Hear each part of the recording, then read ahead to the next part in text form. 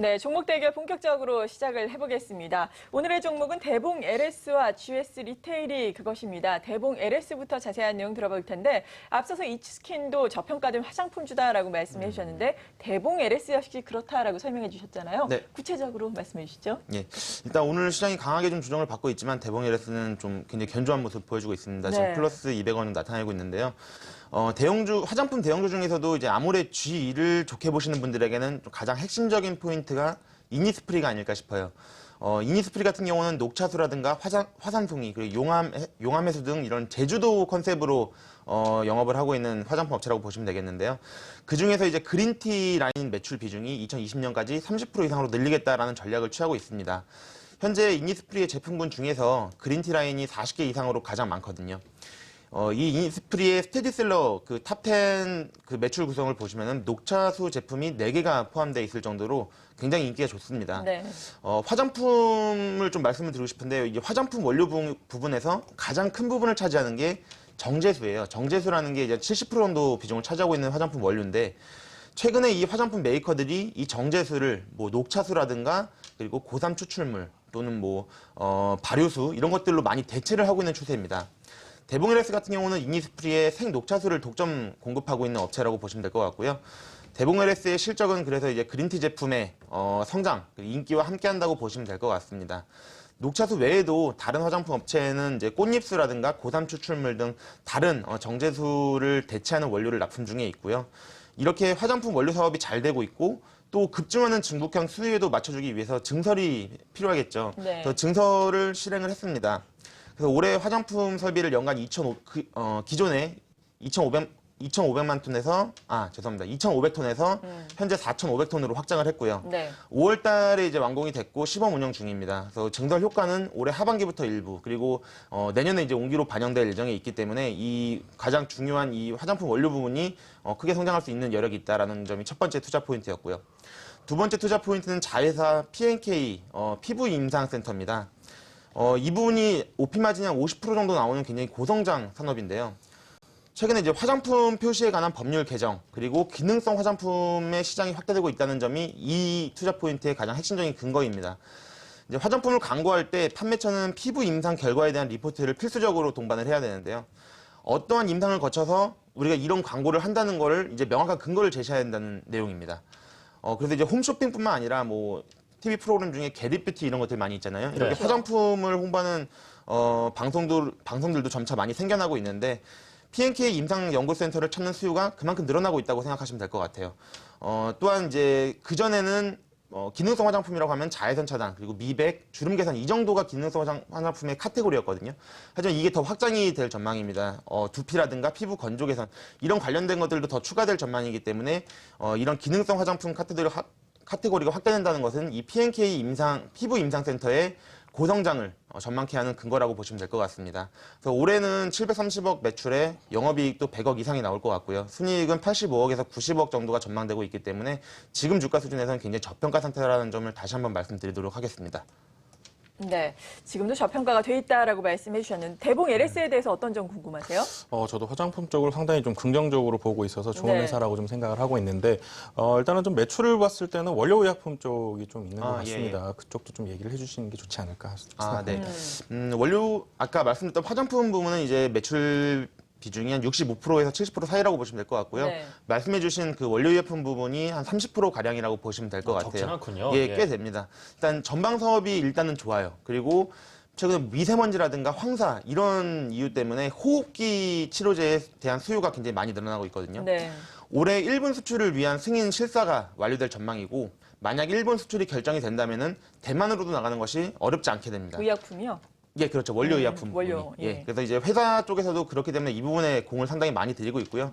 현재 또 설비 투자 중에 있어요. 3분기 중에 완공될 예정이고 이렇게 된다면 내년 원료의약품 매출이 약 40억 원 정도가 애업될 전망입니다. 그렇게 된다면 원료의약품 부문도 내년에는 한 200억 중반대 정도 매출을 찍을 수가 있는 부분이기 때문에 이 부분 또한 대봉 LS의 실적에 굉장히 긍정적인 전망을 가능케 하는 부분이고요. 네, 알겠습니다. 네. 자, 이렇게 해서 대봉 LS에 대한 말씀 들어봤고요. 이번에는 GS 리테일로 가보겠습니다. 한동안 저희가 뭐 올 초, 뭐 작년, 뭐 편의점 관련주 상당히 시장에서 주목을 언급이 많이 받았었죠. 됐었거든요. 한동안 잠잠했어요. 예. 네, 맞습니다. 일단은 뭐 최근에 좀 이슈가 있기는 있었습니다. 그 부분을 네. 좀 이따 말씀을 드리도록 네. 하고요. 일단은 산업비 전반적으로 장기 저성장 국면에 들어갔다라고 좀 보시면 될 것 같습니다. 일단은 예전에 일본의 산업과 상당히 좀 닮은 모습을 하고 있다라고 좀 생각을 하시면 될 것 같은데요. 일본이 뭐 잃어버린 10년, 20년이라고 이렇게 얘기가 나오고 있는데 그 와중에도 계속해서 성장했던 섹터가 편의점 쪽이라고 보시면 될 것 같습니다. 아무래도 1인 가구가 상당히 좀 증가를 하면서 편의점 산업이 성장을 할 것이다라는 기대감이 계속 있고요. 그리고 최근에 실적이 나오는 부분을 봤을 때도 계속해서 성장하고 있는 모습들을 보여주고 있습니다. 일단은 뭐 2분기 실적부터 좀 말씀을 드리면 시장 컨센서스에는 부합하지 않겠는가라는 리포트들이 계속해서 좀 나오고 있습니다. 매출 전년 동기 대비 17%대 성장을 할 것으로 예상이 되고 영업이익은 한 15%대 성장을 할 것으로 좀 추정이 되고 있습니다. 일단은 편의점의 기존 매출 증가율이 일단은 호조세를 계속해서 좀 보여주고 있다라고 좀 말씀드릴 수 있겠고요. 그리고 도시락과 간편식 등 음료, 빙가, 좀 성수기, 뭐라 그럴까요? 성수기에 좀 진입을 하면서 호조세를 보일 수 있다라고 좀 생각이 되고 있습니다. 아무래도 여름이 되고 좀 놀러 가는 인파들이 많이 있기 때문에 편의점 쪽 매출이 늘어날 수 있겠다라고 좀 생각을 하고 있습니다. 다만 방금 말씀드린 대로 좀 안 좋았던 부분은 오피스 빌딩 개장과 인도네시아 출점 등으로 인해서 비용이 좀 증가가 됐었습니다. 그러다 보니까 타 업체들보다는 살짝 성장세가 조금은 주춤했었기 때문에 아무래도 좀 매물이 좀 나왔던 것이 아니겠는가 좀 생각이 되고 있고요. 일단은 지난해 4분기부터 시작된 임대 사업이 좀 부진이 지속되고 있다라고 좀 생각이 되고 있습니다. 다만 편의점 실적 쪽은 계속해서 매출이 증가가 되고 있고 계속해서 서프라이즈한 실적을 좀 내놓고 있다는 점은 긍정적으로 봐도 되겠다라고 좀 생각이 되고 있고요. 신규 출점이 계속해서 좀 가속화가 되고 있습니다. 계속해서 새로운 업장을 좀 내다 보면 매출도 계속해서 늘어날 수 있을 것으로 좀 생각이 되고 있습니다. 밸류에이션 측면에서 봤을 때는 BGF 리테일과 비교했을 때 한 20% 정도의 디스카운트를 받고 있다라고 좀 생각이 되고 있습니다.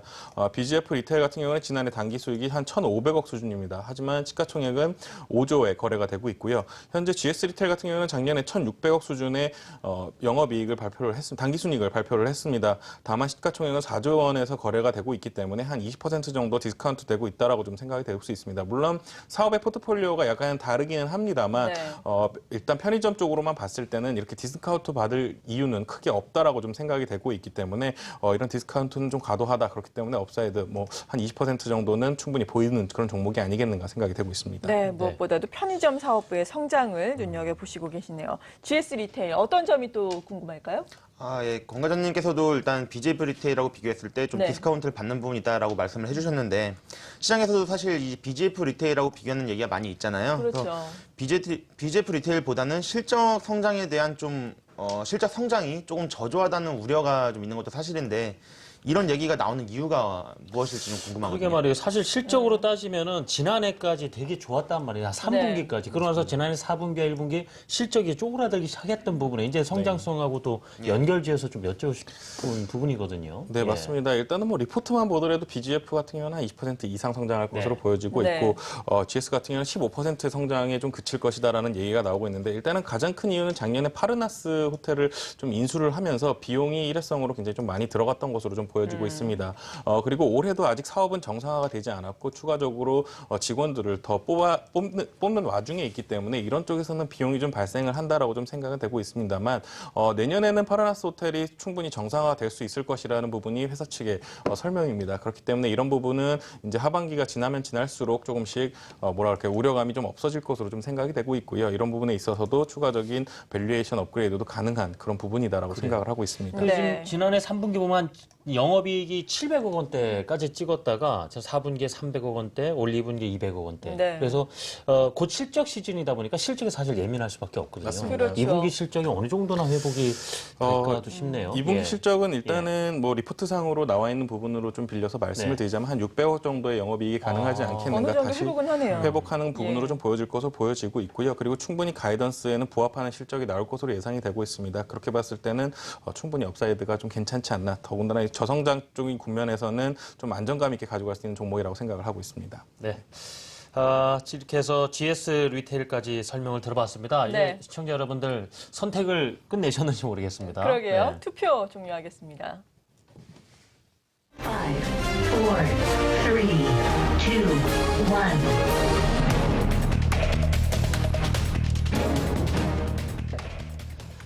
자, 네. 화장품 원료와 의약품 원료 지금 생산을 하고 있는 대봉 LS가 나왔고요. 또 한 가지 편의점주. 그렇죠. 예, GS GS 리테일인데. 리테일이었습니다.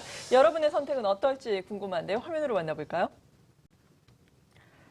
화장품 쪽에 네. 많은 선택을 해주셨어요. 아무래도 화장품 원료 쪽 저평가가 돼 있다라는 것이 매력적으로 다가왔을 수 있었을 것 같은데요. 네. 대봉 LS 69%의 여러분이 찬성을 해주셨네요. 편의점주는 좀 더 지켜보자 이런 네. 의견이 있으셨던 것 같군요. 자, 이범상 대리님 오늘 대봉 LS 69%의 지지를 받았습니다.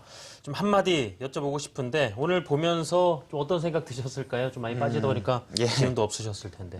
저는 오늘장 한마디를 일단 좀 과하긴 하지만 나올 만했던 조정이라고 말씀을 좀 드리고 싶어요. 네. 일단 금리 하락은 일단은 저는 오전까지만 해도 사실은 좀 건강한 조정이다라고 생각을 했었거든요. 그렇지만 좀 나폭을 조금 키우면서 키우다 지금은 보니까. 다시 조금 줄이고 있지만 그러네요. 나폭을 아까 전에 좀 많이 키우면서 불안했던 것이 사실인데요. 사실 해외 증시도 그렇지만 국내 증시 같은 경우는 더더욱 그 브렉시트 이후에 굉장히 가파른 상승세를 보였습니다. 최근 급등에 대한 피로감이 분명 있었을 거라고 저는 생각을 하고 있기 때문에 사실 오늘 하루 빠지는 것 같고 어떻게 예상을 하긴 사실 어려워요. 그렇지만 저는 개인적으로는 최근에 많이 올랐기 때문에 단순히 빠지는 거라고 지금은 그렇게 생각하고 있거든요. 그래서 나올 자리에서 나온 조정이라고 생각하고 있다는 점에서 좀 이렇게 크게 걱정하실 부분은 아니다라고 말씀 좀 먼저 드리고 싶고, 그렇지만 사실 수급적으로 살짝 불안감을 키우고 있는 건 사실이거든요. 그렇기 때문에 레버리지를 활용하는 거에 있어서는 조금은 조심스럽게 대응해야 되지 않나, 이렇게 좀 당부를 드리고 싶습니다. 네. 레버리지 쓰시는 분들은 좀 이게 관리에 신경을 그렇죠. 써달라는 예. 말씀을 좀 주셨고요. 네. 그리고 권초영 과장님께서는 어떻게 말씀해 주시겠어요? 오늘장 한마디는요. 꺼진 불도 다시 보자라고 좀 해봤습니다. 옛날 네. 초등학교 때 좀 많이 있었던 말 같은데요. 좋아. 예. 네, 맞습니다. 최근에 제가 계속해서 좀 가지고 나왔던 종목들이 보면 굉장히 좀 보수적인 종목들이 많았습니다. 그러다 보니까 뭐 투표율도 상당히 좀 저조했던 네. 것 같긴 한데 거기에는 아무래도 좀 브렉시트에 대한 우려감이 계속해서 좀 있었다라고 좀 보여지고 있습니다. 오늘 시장 같은 경우도 상당히 좀 긍정적인 흐름은 보여주지 못하고 있는 것이 사실이기 때문에 이런 부분들이 시장에서 계속해서 좀 뭐라 그럴까요? 발목을 잡을 가능성이 상당히 많다라고 좀 생각이 되고 있습니다. 그렇기 때문에 시장은 좀 어느 정도 보수적인 포트폴리오를 유지하는 것이 좋지 않겠나 생각해서 일단 꺼진 불도 다시 보자라고 해봤습니다. 네, 조금 더 조심할 필요가 있다라고 말씀해 주셨네요. 네, 이렇게 또 선물 드려야죠. 네. 참여해 주신 오늘 분들께. 그 당첨되신 분들께는요, 네. 저희가 추첨을 통해서 선물 드립니다. 아이와 엄마의 미래를 위한 투자 원칙, 이 존니의 엄마 주식 사주세요라는 교양서적을 드리고요. 네. 또 주식 비타민 1개월 무료 이용권을 드립니다. 네. 저희가 한 10분께 이제 선물을 드릴 텐데요. 저희 홈페이지 들어오셔서 당첨자 확인하시면 되겠습니다. 네, 이제 또 두 분은 보내드려야 되겠네요. 메리츠 종금증권 광화문센터의 이범상 대리, 한양증권 여의도 RM의 권충영 과장이었습니다. 감사합니다.